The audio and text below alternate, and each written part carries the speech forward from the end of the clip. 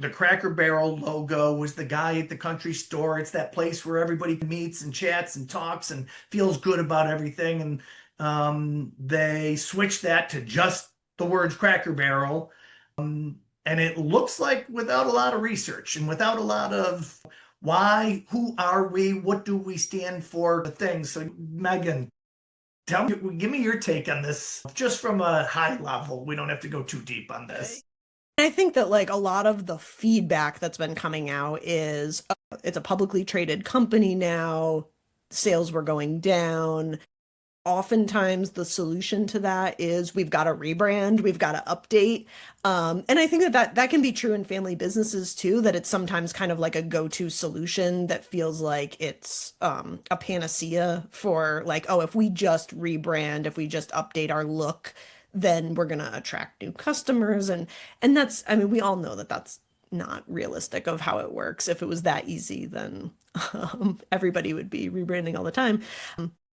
But I think the emotional reaction that people have had is something that we do often see in family businesses, and particularly in these kind of nostalgic brands where the kind of like character that was in the brand, it definitely does not look clean and modern. Like that is true. And also, people have this emotional connection to nostalgia.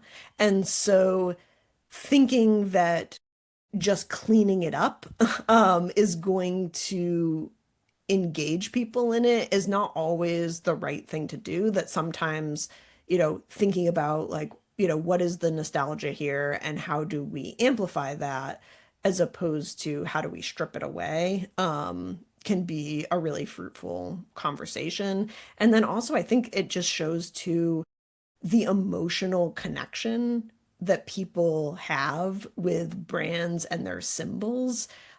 That is, again, one of the reasons why I love the work is because it's it's not logical. Like it is very emotional. And so again, sometimes a strategy that looks great on paper or looks great on a deck is not the same when you roll it out. And so thinking about how that's done and who you're engaging in the conversations and things like that becomes a really important piece of making it successful. It's one that I look at that says like, well, maybe if it was rolled out differently, it could have landed differently. Sometimes the how is as important as the what.